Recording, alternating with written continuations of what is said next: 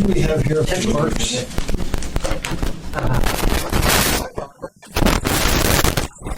Do you want to run through do we have the sound system on? We are recording, and usually if you'll just say who you are, I don't usually call roll at yours. That's fine. Let's start down on that end. Natasha, all by herself. Bill Starr, Jake Dre, Eric Croft, Patty Davis. Steve Peterson, Kathleen Plunkett. Cameron Perez Verdia. good. We're here, and we've got some people coming in. there's some. So, we can talk to them.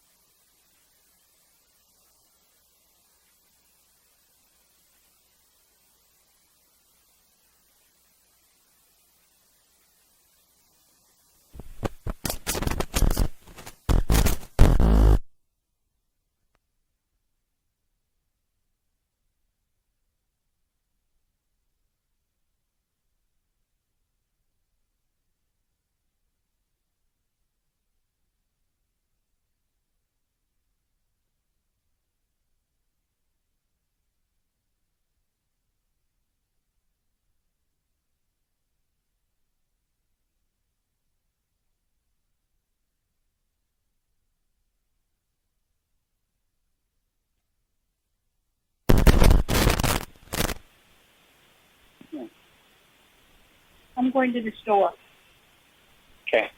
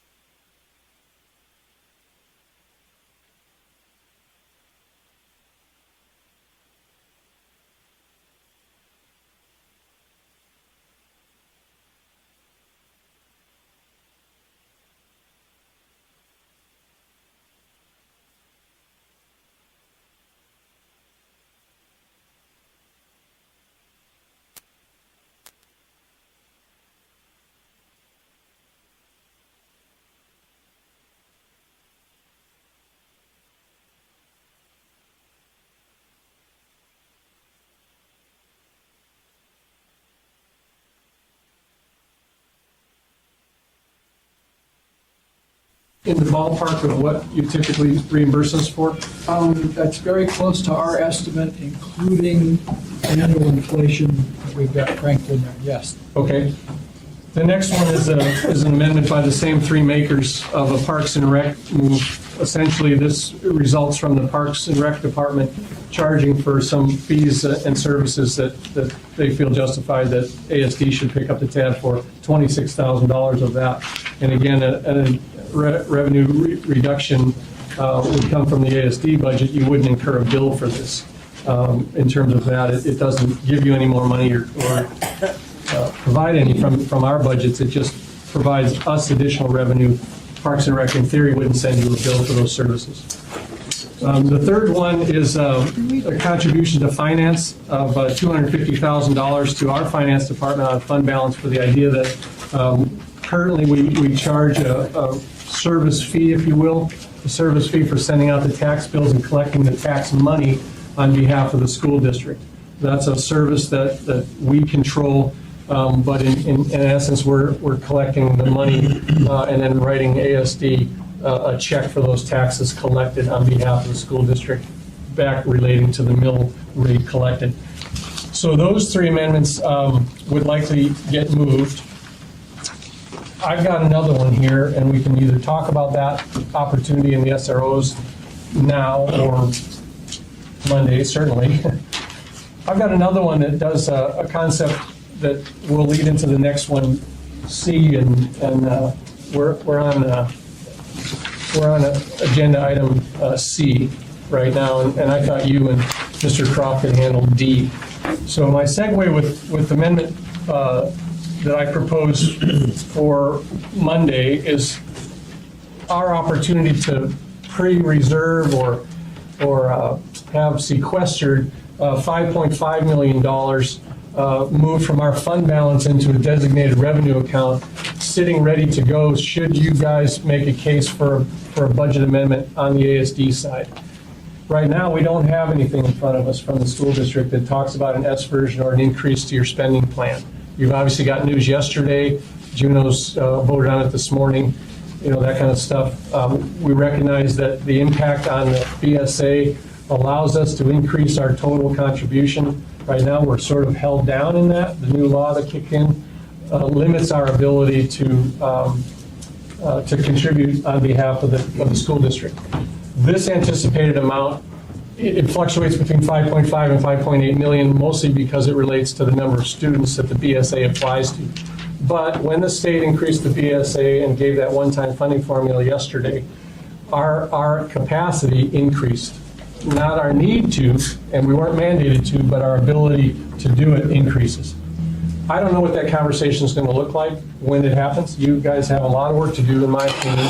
You have a lot of work to do as a school district to come back with a tendered and revised spending plan, not only inclusive of the $17 million, but now you can see where we made a commitment here to, if this passes, to put $5.5 million into an account that would take it out of our fund balance and reserve it for that conversation to fund later.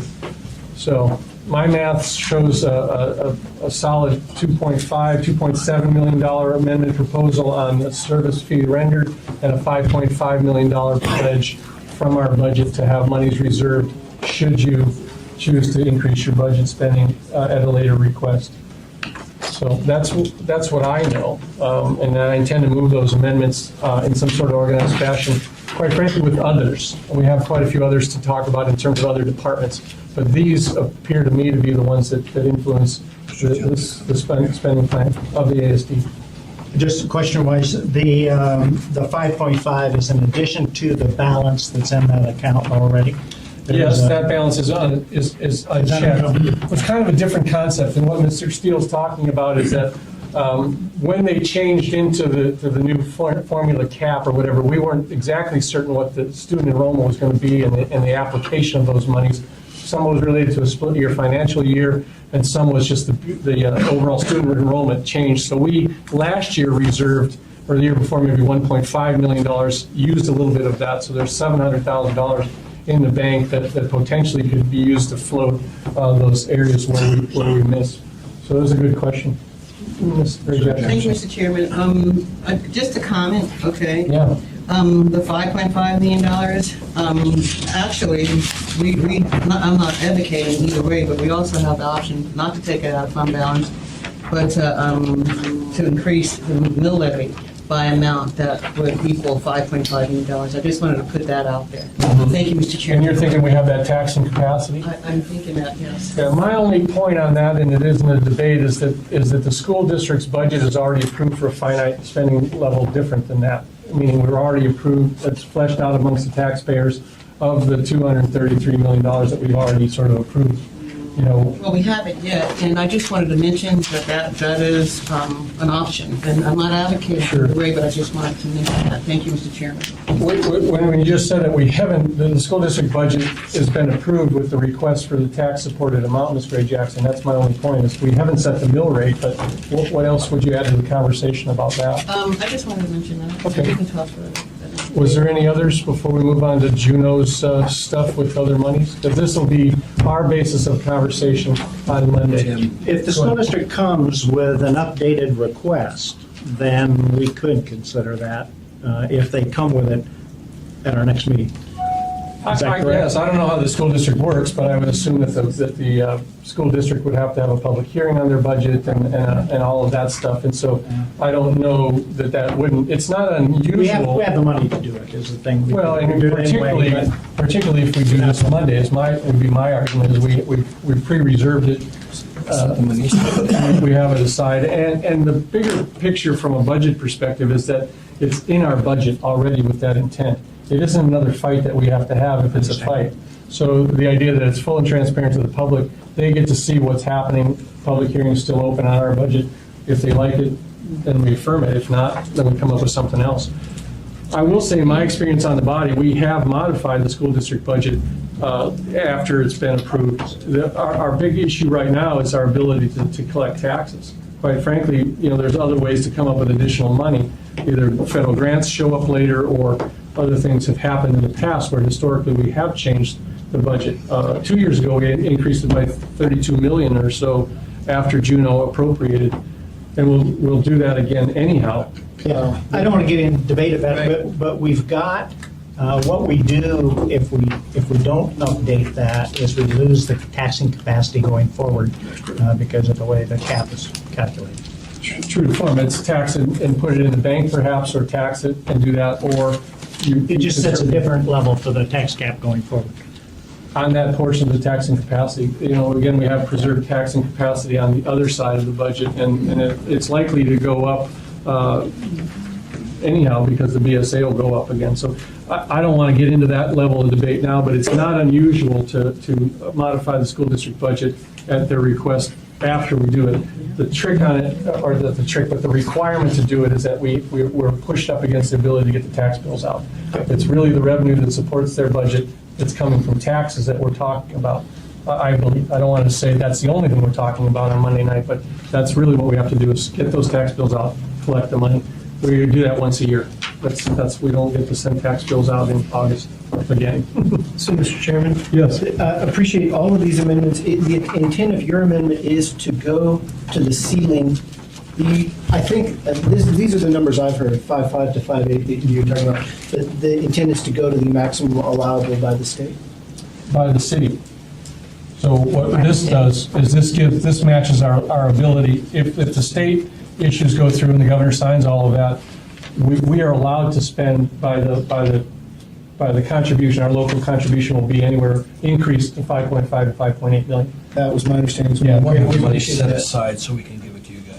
To some extent, it's your decision, not ours, how you do that. And we appreciate all four of the amendments and the intent to help us help the schools. The only comment the board has is we want it in a way that is most reliable, that we can know is ongoing. If we're going to spend it on hiring teachers, that has been our argument all along on the BSA increase at the state level, put it in a place where we know. So however you guys decide to do it, and that's your call on the assembly, just in the way that it is most reoccurring. And so Let me we can ask know- you this.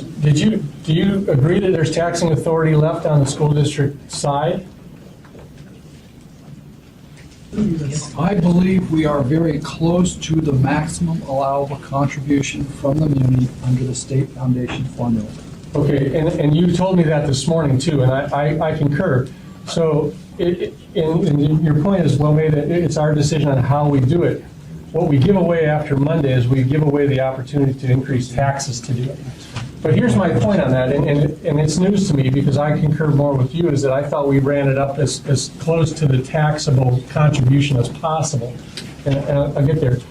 If we didn't run it up to the total capacity, then why didn't you guys ask us to support more with taxes and defer that? Maybe I'm asking the wrong person, but if there's taxing capacity available, anybody can answer this. If there's taxing capacity available, why didn't you ask us for it at your original budget? I don't approval? think there significantly was. We think you guys got very close to, At the 233. right? Yes. So we would have asked if you hadn't been, and we think you pretty much were. Okay, go ahead. Do you know what I have about that specific? My thought on this Yeah, is you're talking about two different types of taxing I concur that. capacity. And we approved up to the mill rate that is defined for us from the state. Gotcha. What we do have is taxing capacity left over from our own, I believe that to be true, too. right? And Yes. so there's two different subjects here. Affirmed, and that's what my point was, in emphasizing the fact that the taxing support that you asked for on that runs it up to the mill rate specified.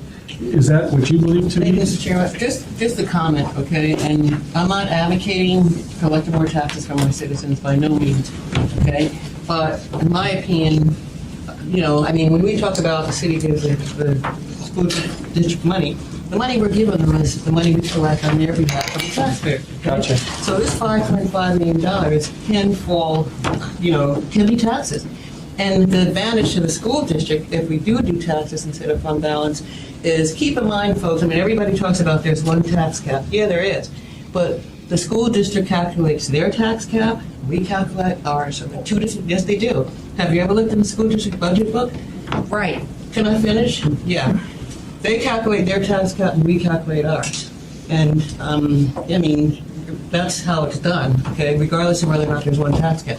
So, with that said, everybody knows that when you're building budgets for the next year with a tax cap, the amount of money collected in the previous year is the number you start with. So my point is, if we did use taxes, that gives them more money the following budget year. Thank you. Yes, and I don't disagree with any of that, and Mr. Croft probably said it best, is for us to decide how do we preserve that, knowing full well that we're restricted at this moment in our ability to just write more money. We're taxing and contributing the allowable amount at this point, and when you approved your budget, we're giving all we can from those funding sources. I think your point is well made, that we can tax other matters. Again, with the remaining surplus, our sides here, where we read in the papers, we have $13 million up. This takes away about 5.5 plus 2.5. We still have authority left in that capacity. Mr. Holman? Just to clarify then, my question would be, we now know, based on what the legislature approved, that we could collect more in taxes, given the fact that their formula is going to allow us to tax more without that formula has to be 182 cents out for us. So if we were to raise taxes 5.5 more million, under the local taxing authority, it doesn't put us in jeopardy if the school doesn't lose that equal amount for this budget process. I'm not prepared to talk about whether or not we can forward fund the school budget. It's not forward funding, we now know a number that the schools are going to get from the state, which does put us in an ability to set our tax rate to that level without getting in trouble where they're going to lose money out the other side. Well, and I would only guide you, the governor hasn't signed it off yet. And then the other way we started the conversation is there is no pending budget in front of us from what the school district wants us to do. They're getting significant funding from elsewhere. So the idea that, these two topics are in front of us is why I started the conversation. We seem to have this. You might be right in that regard, but I would much rather, if we're going to do that, I'd much rather be comfortable with a budget request from the school board saying, here's what we want you to raise it to. So otherwise, Mr. Holman, we'd just be making it up based on what our opportunity is and not what the need is. That sounds like a lecture, but, you No, I know, because they gave us the authority or will give us the authority to contribute more, doesn't mean to say that we automatically do, you know, so, again, we're drifting into debate, but go ahead. Actually, I've got two questions, and I'm sorry I wasn't here for the agenda because I would have added this to the agenda. And I spoke to Mr. Foster about this Tuesday night. It would be helpful going forward because we're talking about the tax cap, we're talking about our taxing ability, and we're trying to look forward into oncoming years. And I had asked again because we last fall saw a six-year fiscal plan. Now, in discussions with you and some of your board members, I understand that the school district would feel more comfortable doing a 3-year fiscal plan because that's really what we know. The funding formulas come out from Juno, and you have certain labor agreements that go for 3 years. I would be comfortable with that, but I really feel for us to have this discussion in a fully vetted way because we're coming off from a budget here in the municipality where if we had continued to tax the cap and if we had continued to spend in a certain way, we were making our deficit larger and larger every year. I don't want to do that to the school district. Not knowingly. Not knowingly. That's Yeah. where I think the 6-year model. And so, I mean, this is why we need to know, are we giving you good money that's sustainable money? Or are we chasing bad money? And I think all of us need to know that sitting around this table when we have this discussion on Monday night. The other question Notice is- Ms. Johnson brought up the 6-year fiscal plan. I had nothing to do with that. So I'm But you passed her a note, Bill. I did not. Actually, in full disclosure, Mr. Starr and I have both been big on the 6-year fiscal plan for years, and it was one of the things that set us straight in the municipality. Yeah. And I'm a firm believer. The second question I'd like to ask, unless Mr. Graff, if you have something to that. If I could just respond to Yeah. that, Mr. Chairman. We've had that conversation about a 6-year plan versus a 3-year plan. I think where we've landed is a 3-year plan would be much more nimble and accurate at the same time if we were able to develop it based on a framework or a model to present scenarios. So rather than a static Right. document over 6 years, it's a framework, if you will, and then we can have inputs and outputs based on scenarios, and we're certainly Yeah. willing to create that. But your basic modeling, because when I was speaking to Mr. Foster about it, we didn't know the basic modeling coming out of Juno. We now have a relatively clear idea of what that is. So the modeling should be, your fiscal modeling should be somewhat accurate. Yes. My second question is, I think as we have this discussion of whether fund balance or taxes, is I think we need to get an opinion whether we can tax before the law is signed by the governor. Because there is an issue. I mean, I think we're kind of in a gray spot there as far as taxing pre-authority. And I would like to have an opinion on that also. Yeah, I mean, I don't know if we're going to be able to by Monday. I think it's still a policy call. What do we do? But I don't. Chair, can Dennis weigh in on that, please? He can. I'd love to hear what the. Oh yeah, fine. Go ahead. Well, somebody broke his wrist. I worked so hard at it. Thank you, Mr. Chairman, members of the Assembly, and members of the School Board. From the Department of Law's perspective, you can use the mill levy available to the school district to collect the amount, even though the governor has not yet signed the bill. What would happen is you would tax for the amount allowed for the local contribution, and you would hold that money until the bill is signed, and then you could appropriate that money down the road this year. And you would probably look at doing that maybe once you have your student numbers figured out to get the most accurate number you could in terms of how much to appropriate. I know we're talking 5.5 to 5.8, but for purposes of taxing, you're only talking about the remainder of the first half of the school district's year coming up. So it's really about half that number you're talking about in terms of putting into the tax mill levy. So to the extent that the school district right now under our local cap has about $7 million of room, your tax levy is going to be, half of the 5.8. That was the approach that you wanted to take. If you look at the proposal to use fund balance, I just want to caution people to think about fund balance in terms of the breakdown by service area. You can't use police service area to fund school district services. You can't use fire service area to fund school district services. You can use the fund balance from area-wide to do that. So that fund balance is some number less than the total fund balance that people talk about. Because the total fund balance is the 5 major funds, but you need to be looking at just the area-wide. So that's apples to apples, right? Area-wide in school district. Put you back in. Well, Go ahead. I'm just going to do a, shoot, now I forgot my question. Well, here's what I tried to do when I started the work session. Some of you guys were late, is that come Monday, we have to talk brass tacks about moving an amendment, getting the budget approved and all this stuff. So these scenarios are great, and I encourage folks to move amendments if that's going to happen.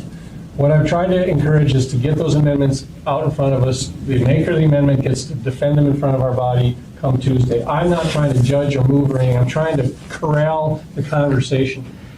Elizabeth sent out an email. I'm almost done, and then I'm going to turn this loose. But Elizabeth sent out an email just a little while ago asking to have the amendments packaged to her by Saturday night. That's tomorrow night. And in my past practices, my 5th go-around here is that I'll organize that, I'll weed duplicates. If we've got duplicates, put the names on each other. I kind of go through this process of that. Organize the amendments come Monday night, and then they're moved out on the floor. It doesn't prohibit any member from moving an amendment tonight. I don't want to ever put that restriction out there. The amendments, I think, are best moved that have had a preface and that are legally okay with that. So have at it. I mean, I'm fine with how we want to get to the end of the day. We have to fund the school district budget, we have to send the tax bills out, and we have to provide certainty in our spending plan. So, in not to be offensive in all of that, I'm doing that the best I can. This is the last time I'm going to do it. I've announced to the chairman, Flynn, that I'm giving all I can to this committee. I'm removing myself as chairman after Monday night, and I'm removing myself from the committee. So policies on 6-year fiscal plan and all this stuff can be garnished by somebody else. I want to get through Monday night. Mr. Chairman, Vice Chairman Trainee now has the meeting. I've done what I did. Go ahead. My follow-up question to Dennis. If we did tax the 50%, would that show up on the school district side, or would that show up on the municipal side as far as just the green card, the tax card? Well, my presumption is that you would make that motion on the school district side. They have that taxing room and it's for the school districts. Right? And so, and it being that it would be legal to tax for the school district for half the year in anticipation of the governor signing the bill. Yes. Okay, thank you. I just wanted to have that clear. Can I ask on this? Yes, President. So, Mr. Foster, is this, if they pass this, however they decide to fund it, does that 5.5 number meet your understanding of what the changes in Juneau would raise the ceiling to? Our current numbers are between 5.8 and 5.9 in terms of what our modeling is giving us, but I think the numbers are close enough, we can have a side conversation and nail that down. Let's do the enrollment. Right. Number of students. We'll, as we study this a little more, we'll get you more refined. But was that, am I right that that's the intent of your amendment? You asked before whether you were taxing up to the cap. This would be an amendment that would get us back to that with the changes in Juneau? I don't use the funding source as taxes, however. I use it, we already have the money in the bank. Again, that's your call, but that the amount be the one that gets you to the maximum state that you can. Yeah. Because that was a criticism in Juneau that was leveled at us, I think, unfairly, that at both the assembly, if you will, and the school district, that Anchorage isn't taxing to the cap, and it took us a while to figure out that they meant it, what they meant, and then say, no, actually, we do, we're not sure. That where was you the got old that. system. That was when the tax cap was higher. Anyway, they still had old information that took us a while to disabuse us of. Well, our total contribution that we can provide to the school district is met as of this point. This concept of being able to tax, pre-tax is new to me, but, so I mean, I can defend the amendment some more if you want to know my intent on sending the message that if our obligation is expanded, or not our obligation, our opportunity to contribute has been expanded, I'm doing the best I can with monies that I know exist to do that. That's what I thought, but I had to make sure and make sure it was the right number, so thank you. All right.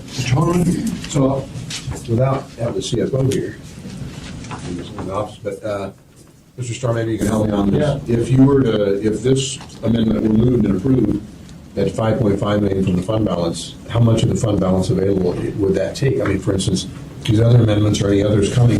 We have about $6.8 million left of our fund balance capacity from that, of the 13 million surplus. Actually, I bet Marilyn could, or Dan could say as far as from the general fund balance. Well, our packet is out, the S version came out, so it's in there somewhere, but we still have capacity left, but it's a premise on what amendments pass and what amounts don't. But, I was only working off the fund balance and known amounts. If you feel that taxes to be incurred, that would be a different amendment. But, we still have $6.5 million on the table of unspent that still defers into our fund balance held. We're still in all amendments coming through for Monday night. I haven't seen that. Saturday. Right. So that's kind of the answer I can give you now. Questions? Comments, anybody? What I was hoping to do next was to just have Jennifer and Mr. Croft, whoever knows what happened in Juneau. There seemed to be other things on the back of the agenda which I didn't realize. I didn't prepare it, but a lot of it's kind of there. And so maybe Mr. Foster's the best. He just handed out a late item that came, which is kind of good. Mr. President, who would you like to go through the back of this agenda? You want Mr. Foster to do it? You want to do it? Jennifer? Yeah, Mr. Foster would be great. Item 1, they did not end up, the Senate proposal to require additional local contributions didn't make it in. They died. Right. Item 2 is what we've been discussing, that they did incorporate in the conference committee version of the bill, the headroom, ceiling, Allowing us to do it locally. and that's been discussed. I think we've discussed number 3 in the amendment process, the SRO's tax collection and access fees, and we appreciate you considering those. What about number 4? Number 4, I think, leads us right into Mr. Foster talking about the impact of what Juneau did. Mr. Foster, you want to talk to us about item 4? The charter schools? I think it's useful to understand that the total amount of new money from the state to the Anchorage School District in the first year is approximately $17 million. The headline number in the fiscal note that appears in the bill is approximately $24 million. The difference between the two, the state fiscal note and the actual new money we're getting, is the money we included in our budget for the governor's energy money increment that he put in the budget in December. We incorporated that into our budget process that went through. That money's no longer in, it's been replaced by this bill. So the net new money to the district's approximately $17 million. Roughly $6 million of that in the legislation is allocated to the charter and correspondence schools, leaving a net of about $11 million for the neighborhood alternative schools and programs that the district has. The budget deficit that we projected was $23 million. So in essence, we're getting about 11 of new money from the state on a $23 million deficit when we began our budget process in November. Thank you. Paul? So the $23 million deficit, did that deficit include monies from charter school deficit? Is that, like, for instance, any cuts to charter school funding? It's just the district-managed portion. So that's really just looking at the neighborhood schools, alternative schools, and program. We don't produce an independent estimate for the deficit for the charter schools, because they essentially run an independent budget process at each school. So I guess I'm not tracking. If the cuts were across ASD, wouldn't that also lead reasonable thoughts that would impact the consequences would also flow to the charter schools, or are they somewhat protected from that? The charter schools get an allocation of funds, and they balance their own budget within their committee process. But if you cut, as we know that your projections were 50 school teachers for the year, based on your budget shortfall, and that means no teachers are impacted from the charter schools, and none of their budgets impacted? I believe you'll find each one of them had to make adjustments, which may have included reductions in teachers. We don't independently report those reductions. They were doing a mini version of what we were doing. They were with flat funding that was passed through to them. They were each having at their level to see how they coped with rising prices and flat funding. Ms. Johnson? And I'm not sure if any of us can answer this, but do you know what the criteria is for this $500 charter school? I mean, can it replace funding that's already been allocated? Or is it, I mean, is it in addition to current funding? We believe on our first reading that that is new money for startup of new charters. And so if you do not have a new startup charter, then it lapses? There's one of the provisions provides for $500. We believe that's basically new money for a new startup. And instead of to provide 3 years of startup money for any new charters. For example, we have an application pending before us for the Stream Academy. We believe they would be eligible for that money when they get to the approval process and go forward. So it's basically in the state pot of money to apply for. Yes. So it cannot be used then to replace any existing money that's already been allocated. Not that I'm aware of, but again, that's first reading, not as you know. Any other comments on this item? Moving on down, the next one is review of allocation of teachers to schools based on student enrollment. Mr. Starr had asked for that, and we'll be glad to do it here, or we could do it offline, but we have how all of the different schools, how the reductions in teachers, FTEs, were made for each school. Really, it's a function of population, so where the kids end up, where the population is moving. And then on a district-wide basis, we budget by primarily by affecting the PTR. So once you say, okay, we're going to let class size go up 1 in our elementary or a half in the junior high, then that trickles down to each of those. But you had a concern about the allocation of those, and we want to address it, but we can do it here or later as you wish. Well, it was more related to the expectation of some of the conversations, and I know I put some of you on the microphone with the delivered answer, but I'm being asked the same thing with my delivered schools. The SRO money seemed to be the conversation about if you get that money back, teachers will be restored. So I have 2 questions for you. Inside the budget book, it speaks to somewhere of 200 positions, I thought, that were having to be pink slipped, if you will.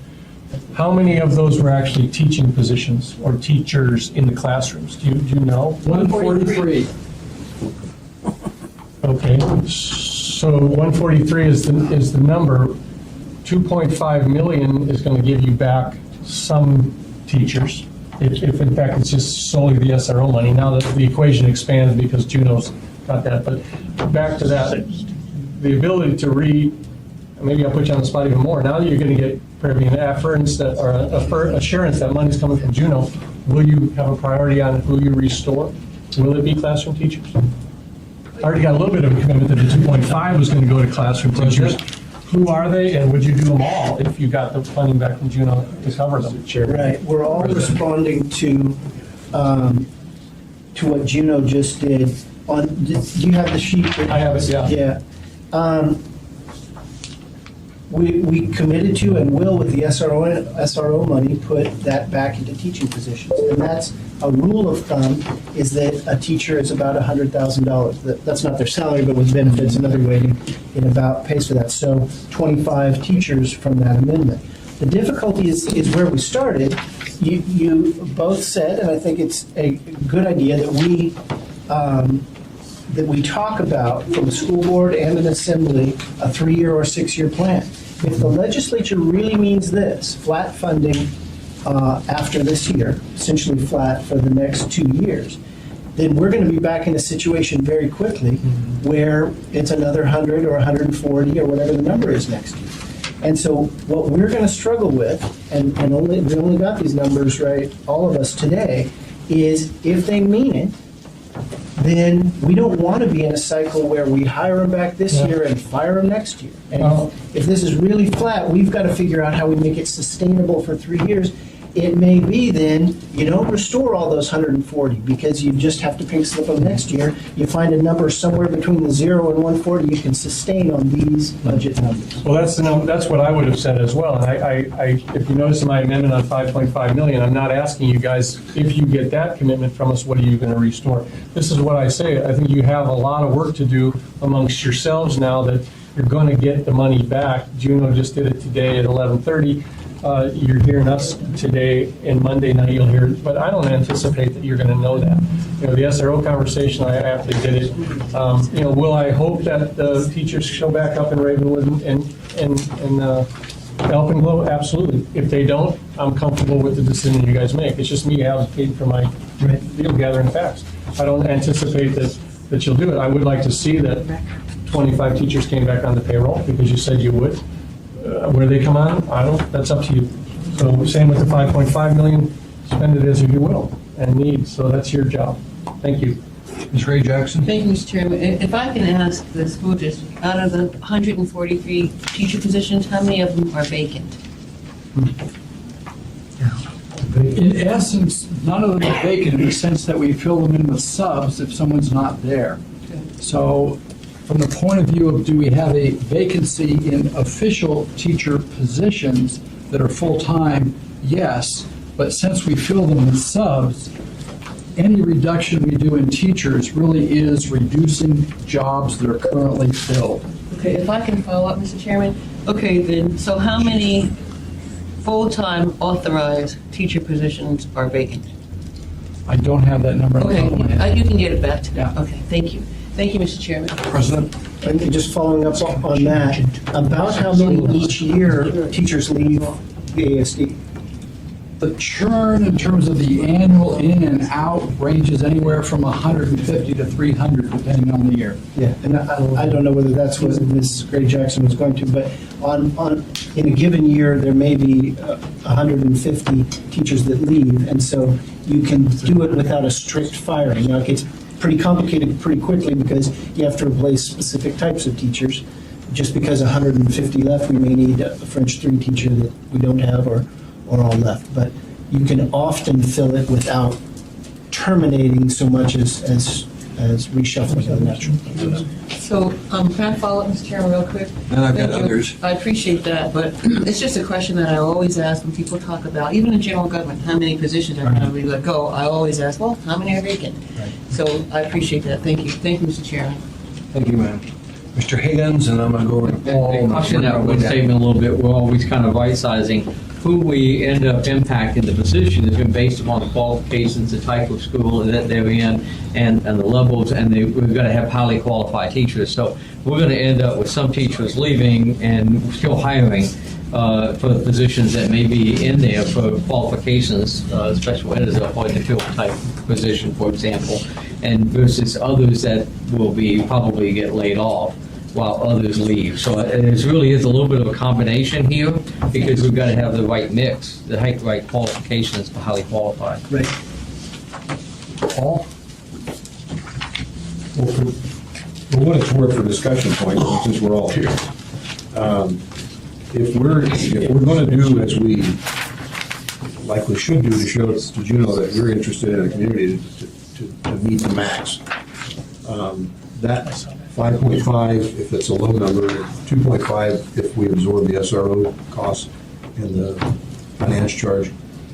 If it's 100,000 a copy, we're talking 80. And that's without touching the money coming in from Juno, the extra 11 million, each of the next 3 years. So we're getting pretty close without trying to make you identify. I guess my point is that for my money, tax money, and for where I think we should be looking at, I'm looking at the board, I'm looking at, is in the classroom. I mean, frankly, it's in the classroom. If we absorb the SRO funding, if we take back the financing, these are things that you shouldn't be having to spend. So I would say the intent, I'm just going to say it for myself, I can't speak for the rest of our assembly, but I think Mr. Starr kind of alluded to it, our local schools are important, we know that, and obviously the PTR is an issue. I know it's not lost on anyone either, but my intent is, I'd like to see as much of the funding go back into the teachers in the classroom without having to worry about, as you say, that cyclical. If we're looking at $8 million this year, next year, the year after, that's 80 positions. I'm just looking at it from, and that's not touching this, Jennifer. Yeah, I just want to clarify with Mr. Foster. Of those 143 positions, 44 of those are lost due to decreased enrollment. Is that an accurate? 99 are actual positions, teacher positions. 20. Ms. Johnson? Thank you, because that was one of the places I was going. The other part, back to the, I'm kind of fascinated with the correspondence and charter school grant. And you say currently you have maybe one charter school application at this point, and that usually takes, what, a year or two to flush out? It's been approved. It's being processed now, but they're waiting. For new charter schools or new we're not correspondence. But, and this, I'm just asking this question from a community person, because I know as an assembly member, we appropriate, you decide. So, but with that in mind, and with the correspondence grant, that should also, could have some impact on your child teacher, student teacher ratio. Am I correct? Because if you have new charter schools, you're taking children out of the neighborhood school into a charter school. And correspondence school, maybe. In theory, it could increase the number of people who want to participate in correspondence programs, as well as you could have an influx of people wanting to go to a charter school. I don't know that would be based on the funding, but those are always things that can happen depending on the space availability within the charter. So it would be one of the thoughts as you're looking at your 3-year sustainable budget, it would be one that you'd be thinking that in those terms. Mr. Steele, sir? Just elaborate on that. First off, if you take 400 kids out of the regular school district that go to a new school, the funding for them will go there, but you've got already sunk cost in terms of teachers that you've hired and so on and so forth. So there is going to be a real change in the mix of how it's distributed. I'm just trying to figure out how to get through that 500. But I would caution us not to be so fixed on classroom teachers. They're going to do what they need in terms of classroom teachers. The key position may be a counselor. Key position may be a psychologist. It may be an aide or somebody to, an administrative assistant in a school. That's up to the school board to decide. But we registered our desire to have most of it go into the classroom if we can do that. And I'm sure that that's the way we would do it anyway. So. Other comments? Mr. Dombrowski, you're awful quiet down there. I did sneak in a little late, so. We noticed. Any comments, ma'am? I'll save mine for Monday night. Natasha? Sorry, ma'am. No, thank you for this very good discussion. I appreciate it. One of the things that we are thinking about on our end is clearly PTR. But also, with flat funding the last 4 years, the state of Alaska during that time also passed 3 initiatives and didn't fund for them.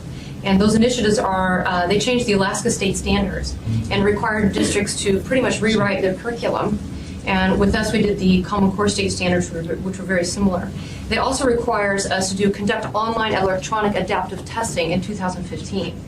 So our district has been trying to address that, but there's a lot of other districts that are challenged, and we are too. We have a teacher evaluation system with the Danielson framework and professional development. Again, none of that was funded for the last few years. We are trying to absorb those costs within our district.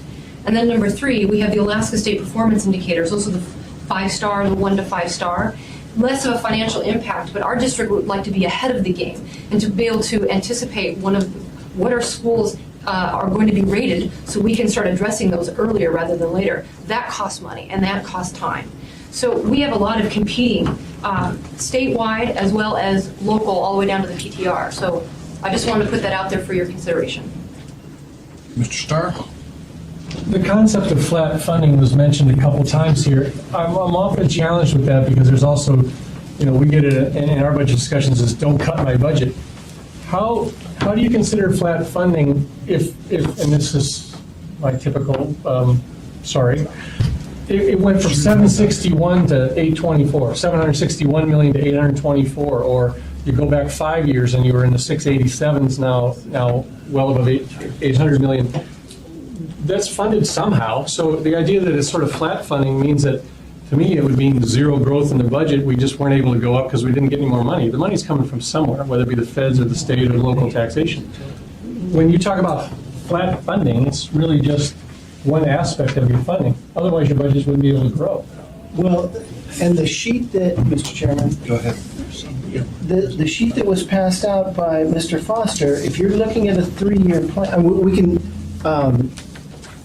there were increases in the early 2000s, and then it has been flat for the last little bit, the last 3 years or so. Well, what's allowing your spending to increase then? Well, some of it, a lot of it is contributions for the PERS obligation that we didn't do, nor can we spend. Every year the state hands us 120 million and says, by the way, you got 120 million more you got to pay in a PERS obligation.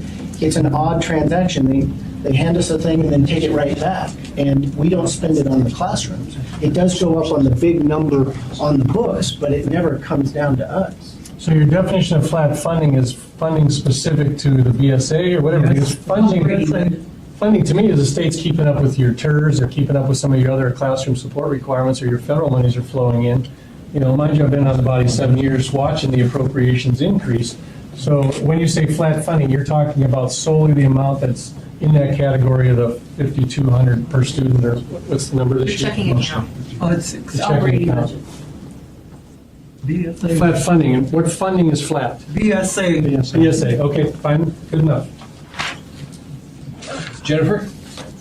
Mr. Foster, didn't the school district take the state's portion of the PERS and TERS out of your operating budget? I remember they used to put it in as an expense and then as a revenue.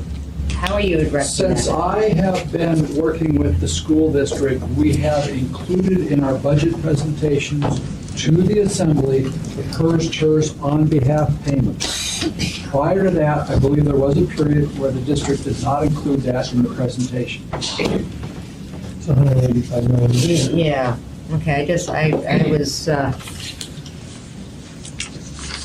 because we don't necessarily include it in ours. And I thought it was just the opposite, it flipped, because it used to be, I'm pretty sure they used to include it. It was included in the bottom line math. Yeah. And this year, if you do the bottom line math, it's 929 million, but Right. the effectable budget, if you want to call it that way, Right. Carol had a good way of saying it. The budget you could affect was somewhat lower than that. Right. Yeah, sorry to interrupt. Yeah, but, that's- and that is still, that hasn't flattened out. No, obviously not. No. I mean, I just, for Yeah. conversation. Anything else, Jennifer? Mr. Higgins? I was just commenting on the BSA because I've heard the arguments that we've given money, but it's been outside the BSA. We got money for interactive whiteboards. We got money for fixing up the schools to physically make modifications for safety. And we've heard from legislature, gee, we've given you additional money. It's not money we can use to fund classrooms. It's very dedicated and very specific out of there. So the BSA being flat doesn't give us any flexibility for operations. It is a project-related funding that we've been getting a lot from the legislature. Now, I appreciate the funding, coming in, whether it's the stadium, whether it's interactive whiteboards or some other issue, but that's where you see the total cap going up as well. That's been part of the issues that we've dealt with on a statewide level with the State School Board Association is money outside of what we can use to educate kids. I guess you're talking to me. My point was we haven't necessarily flat funded tax increases though, and some of the other funding streams have still remained relatively strong and steady. So I wasn't clear what you meant by flat funding because it tends to expand out into, we operate in a flat funding environment. Certainly the state is the biggest bulk of the money. I concur with that BSA understanding, but the other funding streams, which are not insignificant, haven't been flat. Thank you. Mr. Steele? Yes, just as a little bit of information, there's, the main source of funding for the schools is the state, and what you can rely on is the BSA, because it's a per student, and you can hire teachers with that. And you don't hire teachers with one-time money, money for cost of utilities and so on and so forth. The other major source is us, local contribution, local taxes. And then the third stream is lumped in terms of grants. It's into that category. And most of that is federal funding, which has been impacted tremendously over the last few years with sequester. And so that money has been impacted going down. And there are some other grants other than federal grants that are in there. But the main reliable source for personnel is state funding. Thank you. Mr. Honeman? Well, I kind of want to reiterate something here, just to make sure I was clear, not necessarily be misunderstood more than anything, but I've appreciated all the joint meetings that we've had over the past couple of years, and when we talk about 3-year plans, 6-year plans, fiscal strategies and such, I think the school district is to revise the body for those of you that might not have been able to make them, but the school district's laid a pretty good case, a foundation of moving forward, what would happen. I mean, they've given the scenario base, if flat funding, assuming flat funding, assuming a certain percentage. You've also included the number, including into the PERS TERS based on projections, best they can do, health benefits. I think they've done quite a bit on trying to work on the health side, and I think the municipalities doing the same thing. We've already started seeing on our side of the house, instead of budgeting as we have for 3.5% increases in salary, we're coming in at about 1.5%, 2%. So we're seeing some projection savings based on what we think we'll have to pay and what's actually coming in. So my point is, Ms. Johnson, I believe that the PERS increase is getting let in our budget because it goes to the police and fire, I know for sure, as a budget increase, which we all think, okay, we're supporting the police department increase in budget, look at it. But at the same time, the state's taking it right back out under the short funding on both Plan 3 and police and fire retirement as well as PERS. So we're seeing an increase in the budget based on what we're getting, if you will, and then we're getting charged it right back. So I believe we are seeing it, even though it's not a full number like they're seeing it to us. The other thing is increase in CPI. I mean, I speak to all of us. Gas is more than it was the year before. Increase in wages every year based on contract. I mean, it's just the number because the volume of employees that you have, staff working. And I don't know what we can do other than to say, hey, nobody gets anything. Sorry, gas company, you can't get any more. Energy company, you can't get any more. Teachers, you can't get any more because we're not able to pay it. Now, that to me would be true flat funding, but clearly we have to adjust for things like that. I would say we have to absorb that. So I just want to be clear that when it comes down to my colleagues on the school board, I'm not saying that every penny we give you needs to go in a classroom. If you need pens and pencils because you've not bought them for 4 years, by all means. But if I start seeing $8 million worth of funding coming in that you weren't getting from the local body, and it goes to something other than classroom teaching, like you say, Ms.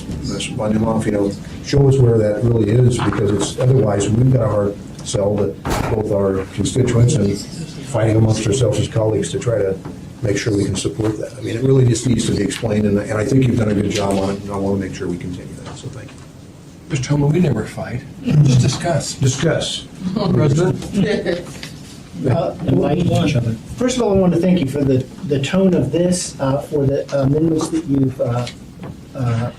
we've talked about. I know they haven't been voted on yet, but for your consideration of them, and make clear to the legislature, whoever's listening, that this assembly, this city supports its schools. Right now, you're doing it to the maximum extent, or just right up close to it, allowed by state law.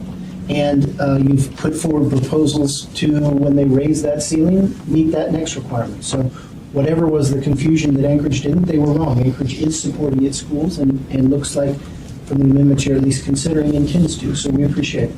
Can I respond just for a second? There's a statistic that you should recognize, and we're all dependent not only on state money certainties, but the property tax monies are there. And you see 233 million. We see it this year, the local taxpayer will see a contribution percentage, and if you want to talk about it, the percentage of contribution to the school district will be about 54% of the total dollars collected. So in this case, it's kind of crested. If there's a magic number, about half for the schools, half for that. The school district contribution percentage will be about 54% of the total taxes collected versus our lower amount for operational support. Two quick points. Yeah. It's not the debate, it's just. Then I'm going to go to Ms. Craig there's where the Dash trend before is. she starts throwing things. Good. Thank you, Mr. I'm Chairman. letting the president speak when we're time, No, man. I was just gonna, and I think Mr. Starr hinted on what I was trying to say in terms of growth. Keep in mind that with the tax cap, and everybody knows this, the two variables, biggest ones, are the 5-year change in the CPI and the 5-year change in the population growth, which allows us to collect a little more money. Thank you, Mr. It Chairman. was 3.1 this year, the CPI increased here in Anchorage, so we adjusted our tax cap by that. President Monk. Two comments? Yeah, two quick points then. To Mr. Hahnemann's point, I want to be really clear. We cut a variety, we cut administration and pencils and teachers. And in the prior cycle, we held teachers harmless and just cut the others. We've been cutting the administrative overhead of this district for 3 years running now, and appropriately so. When we restore with whatever money we can, we were going to concentrate on putting back teachers. That is, we don't have a plan to use significant amounts of that money to restore administrative cuts or others. So with what we can, it'll go back into teachers. But if this is meant, if we really mean flat funding, and the legislature even, because it puts some BSA increases, it has a declining series of one-time money so that we never get any more money in the out years. It stays steady. If they really mean flat funding, how many teachers we can restore? We're going to restore teachers, but the question is how many, because we've got to live off 3 years on that. We've heard loud and clear at this hearing, have a 3 or 6 year cycle, and if this is the cycle, then it's pretty tough. We do not want to restore 100 or 140 and next year cut those same teacher positions again. So the number may be someplace in between, and it may mean that some of those teachers don't get restored, but it's not that we're using it significantly for anything else. It's that if we have to live all 3 years on flat funding, there's going to be more cuts in the future. So we will, as you asked, put it primarily back into teachers. But I cannot promise that all the teachers cut this year will be restored on the way the legislature has funded this. Thank you, President. Ms. Plunkett? The other thing to cap on to what everyone else has said is that we cut into our fund balance rather tightly and a little bit more than we probably should have this year to add back some teachers even before we brought the budget to you. So we're also, as a part of this process, we're really seriously, we're going to have to look at that. It was almost $2 million in addition to what our first round was as well. To stay fiscally prudent, we have to look at that as well. Can I respond to that? If you'd like to. The AAA bond rating is very important for both of us. And Right. so that's a target we got to be cognizant of. And to your point there, and this isn't, I just got out of the mayor's office earlier, our perspective is that we're taking some of our hard-earned fund balance as well, $13 million of it, and sort of moving it over. In my commitment to do the 5.5 is just that. It's savings in police and parks and fire and all that other stuff is sort of moving over to that capacity. So be careful there, as well as let's preserve that AAA, because that makes big change for all of us if it changes. That's the only interest there, that watch where the money is saved and spent, but I hate the line down the middle. Mr. Higgins? I appreciate what Ms. Plunkett said. I was going to raise that issue, but just to get back to the raw numbers, if we got no increase right now, the deficit we have this year, but then the next 2 years, if I remember correctly, and Mark correct me, is 47 million combined deficit is what we're looking at. Because we're only getting a $500,000 one year and 31,000 the next. We're looking at a massive amount. So when we look at the reserves that we've got and whether we should shore them up or do something else to try to soften the blow, is one of the issues we have to address when we start talking about bringing all the teachers back and then letting them go. Because that is a massive amount of money for us to cut. I don't know where the board will decide on what we do or how we're going to plan on this, but that is a tremendous amount of pressure we have, and to the degree that we can do something to reserve it, it's something I think we at least have to have a discussion about. Thank you, sir. Anybody else? Just a quick question. I want to go back, Mr. Chair, I want to go back to a discussion we had earlier.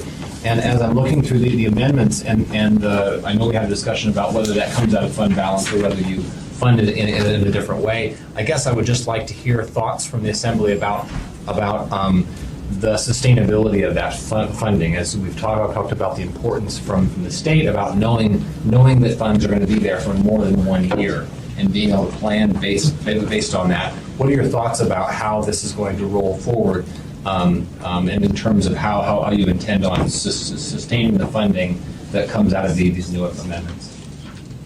I can tell you that taxes, our primary response to your budget needs are from our tax increases. And I almost was able to reduce taxes last year. You actually reduced your mill rate this year because you had to, because you couldn't exceed the capacity based on state law. So in fact, that's the issue. Both budgets have that challenge in terms of that with ever increasing cost. The trick that Ms. Johnston says is to forecast that so you can sort of plan your deal. I'm consciously trying to promote a $6.5 million carry forward of a fund balance hard earned this year to look forward next year.